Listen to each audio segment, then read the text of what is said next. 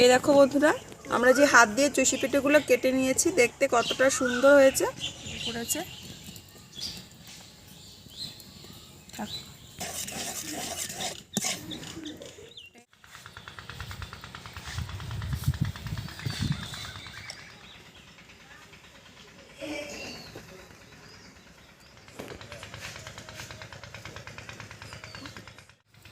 নমস্কার বন্ধুরা, our village food কুকিংয়ে আপনাদের অনেক অনেক স্বাগত। বন্ধুরা, আজকে আমরা বানাবো চুষি পিঠের পায়েস। তো চুষি পিঠের পায়েস তোমরা অনেকেই বানিয়েছো, অনেকেই খেয়েছো, আর অনেকের কিন্তু চুষি পিঠেটা কাটতে খুবই সমস্যা হয়, অনেকে পারো না। তাহলে আমি এমন একটা টিপস দেবো আজকে, যাতে তোমরা খুব সহজে চুষি পিঠে কাটতে পারবে। তো চলো বন্ধুরা, রেসিপি শুরু করি। তো বন্ধুরা দেখো, এর মধ্যে আছে চালের গুঁড়ো। আমরা চাল কুটেছিলাম, বাড়ির ঢেকিতেই চাল কুটেছিলাম। তো চিতই পিঠে করেছিলাম। চিতই পিঠে করার পরে কিছু গুঁড়ো থেকে গেছে, আমি এটা রোদে দিয়ে শুকিয়ে নিয়েছি। তো এই গুঁড়ো দিয়েই আমরা আজকে চুষি পিঠেটা করে ফেলব। প্রথমেই লাগবে আমাদের গরম জল। তোমরা এখানে ঠান্ডা জল নিয়ে গরম করে নিতে পারো। তো গরম জলটা নিয়েছি যাতে পিঠেটা খুব তাড়াতাড়ি সিদ্ধ হয়ে যায়। ঠিক আছে, জলের মধ্যে লবণ দিয়ে দেব,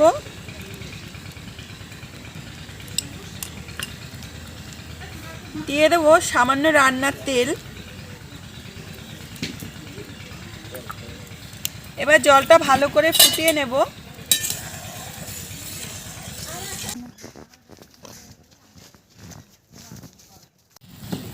জলটা বন্ধুরা খুব ভালোভাবে ফুটে গেছে। এখন দিয়ে দেবো চালের গুঁড়ো। তো চালের গুঁড়োটা দিতে হবে আর একদিক দিয়ে নাড়তে থাকতে হবে।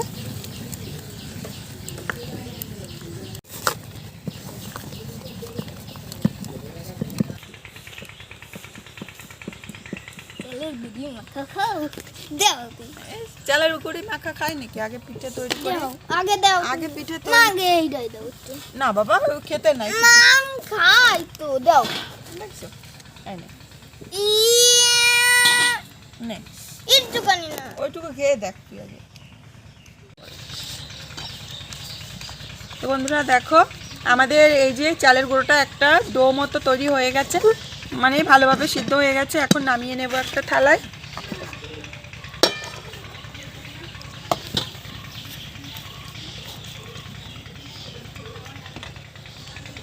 এবার চালের গুঁড়োটাকে ভালো করে মেখে নিতে হবে। একটু ঠান্ডা হোক, মানে ঠান্ডা না হলে হাতে লাগবে। তো একটু ঠান্ডা হবে, ঠান্ডা হওয়ার পরে ভালো করে মেখে নিতে হবে। গুঁড়োটা ঠান্ডা হতে হতে আমরা দুধটা জাল করে নেব। তো বন্ধুরা, এখানে আমি 1 লিটার দুধ নিয়েছি। তো দুধটা ভালো করে জ্বালিয়ে নেব। গুঁড়োটা ঠান্ডা হয়ে গেছে, এখন হাত দিয়ে ভালো করে মেখে নেব।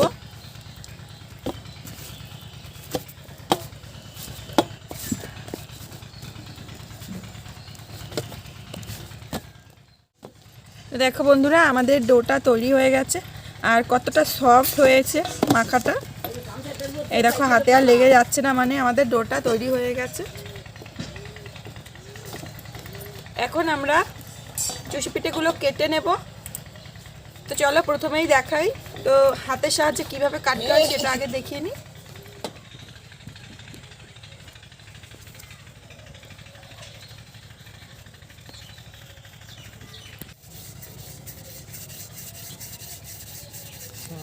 কিন্তু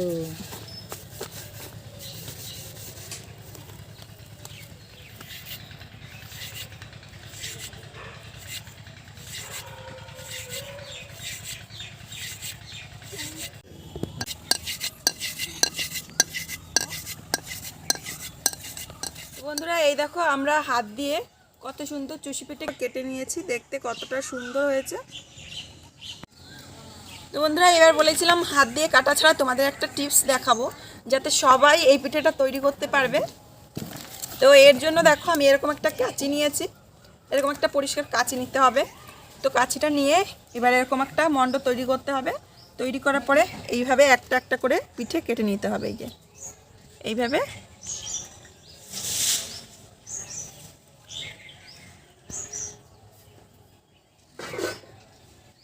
এইভাবে একটা একটা করে পিঠে কেটে নেবে। তো কেটে নেওয়ার পরে এইভাবে একটু হাতে নিয়ে এরকম করলে দেখো কত সুন্দর চুষি পিঠে হয়ে যাবে। এই যে প্রত্যেকটা এরকম একটা হাত দিয়ে এরকম একটু ডলা দিয়ে নেবে। এই যে আমি যেহেতু হাত দিয়ে কাটতে পারি, আমার আর অন্য কোনো টিপসের দরকার হয় না, আমি আমার নিজের হাত দিয়ে এইভাবে কেটে নিতে পারি। তো এইভাবে করে যেভাবে আমি করছি সেভাবে আমার কাছে সুবিধা মনে হয়। দেখো এমনি হাত দিয়ে কাটলে কত সুন্দর হচ্ছে। তো যারা পারো না তাদের জন্য আমি টিপসটা দেখিয়ে দিলাম, তারা ওইভাবে করতে পারো।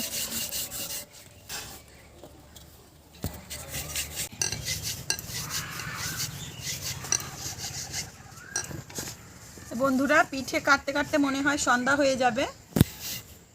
কি করা যাবে, এই পিঠেগুলো কাটতে একটু সময় লাগে, তো কাকিমা একটু হাত লাগিয়েছে বলে একটুখানি তাড়াতাড়ি হতে পারে। তো বন্ধুরা পিঠেগুলো আমাদের কাটা হয়ে গেছে আর সন্ধ্যাও হয়ে গেছে। দেখো অনেকটাই সময় লাগে। এই যে সমস্ত পিঠেগুলো আমরা কেটে নিয়েছি। তো চলো এবার পায়েসটা করে ফেলি। এই দেখো কত সুন্দর হয়েছে, এই যে কত সুন্দর দেখতে হয়েছে, আর এগুলো ধরতে খুবই ভালো লাগে। তো বন্ধুরা এই যে কৌটায় চিনি আছে, তো আমি চিনি দিয়ে পায়েসটা করব। তোমাদের কাছে যদি গুড় থাকে গুড় দিয়েও পায়েসটা করতে পারো। তো অল্প কিছু চিনি আমি আগে ক্যারামেল করে নেব।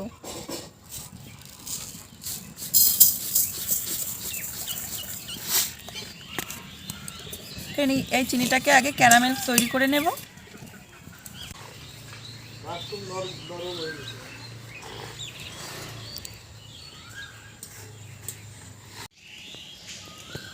এই দেখো চিনিটা আস্তে আস্তে করে ক্যারামেল হতে শুরু করেছে।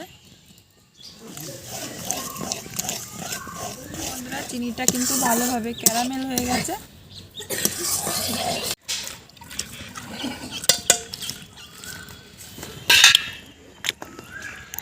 এখন আমরা দুধটা ঢেলে দেব।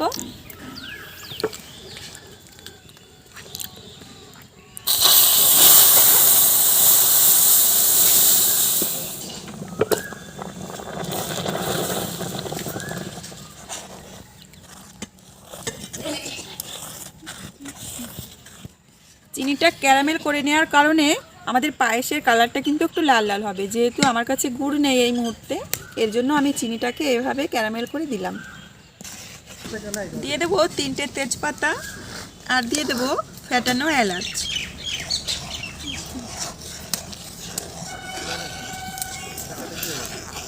ভালো করে দুধটাকে আবারও জাল করে নেব।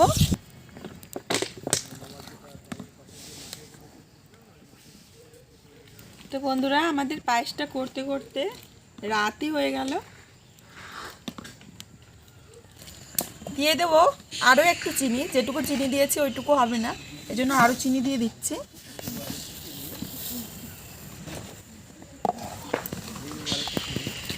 চিনিটা দিয়ে মিনিট 5 জাল করে নেব। তো বন্ধুরা দুধটা জাল হয়ে গেছে ভালো করে, এখন পিঠেগুলো দিয়ে দেবো।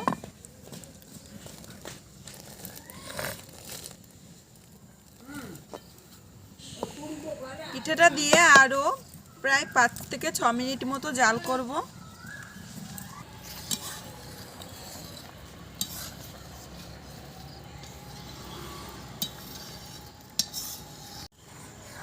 তো বন্ধুরা পায়েসটা আমাদের হয়ে গেছে। দেখো তোমরা কাছ থেকে দেখো যে কতটা পাতলা রাখতে হবে পায়েসটা, এরকম পাতলা রাখবে। এই যে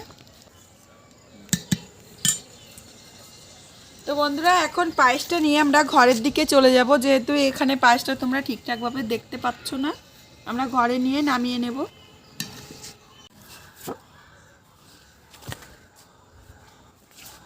এই আড়িতে একটু জল দিয়ে আর পর ধরিয়ে তুই।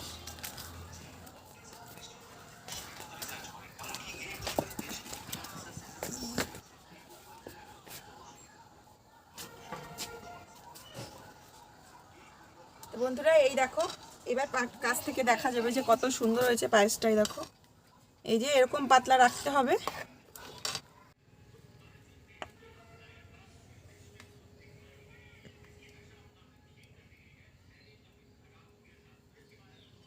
দেখো বন্ধুরা এরকম পাতলা রাখতে হবে, এটা কিন্তু এরকম পাতলা থাকবে না, আস্তে আস্তে ঘন হয়ে যাবে।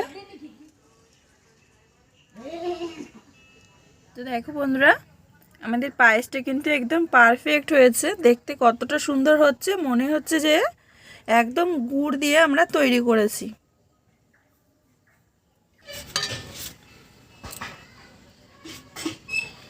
এই যে বন্ধুরা, তোমরা দেখতে পাচ্ছ যে কত সুন্দর আমাদের কাটা পিঠের পায়েস তৈরি হয়ে গেল।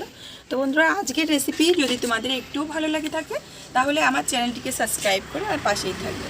সবাই ভালো থাকবে, সুস্থ থাকবে, আবার আসবে নতুন একটা রেসিপির সাথে। ধন্যবাদ।